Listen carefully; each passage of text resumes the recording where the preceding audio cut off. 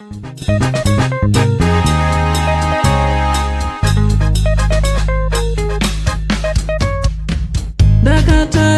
kudenga mtsodzi pamatama ose.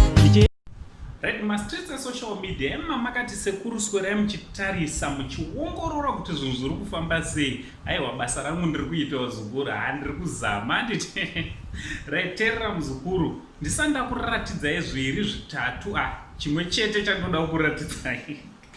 Handiti ndisanda kuratidzai chandoda kuratidzai. Kana wanga usati wasubscribe this channel, I kindly ask you muzukuru kuti hapana chekudi, hapana chekumbirira. Subscribe, turn on your notification bell kuti whenever we upload a video you will be notified. Thanks very much nesupport yamunoramba muchipa pabasa rino pamusha penyu, basa richienda mberi. Right, mukutenderera kwandinochiita mastreets esocial media manoswera ndichikocha, ndichirefura, ndichiudza vanhu zvekuita, dhuma nemusikana Bev Sibanda. Handiti right, Bev Sibanda ndasangana naye vazukuru, achasimba chimandara. Aiwa, imba yakanaka vazukuru, imba yakanaka, tinganyepera nezvinhu zvese ka kuroorwa kuri bho.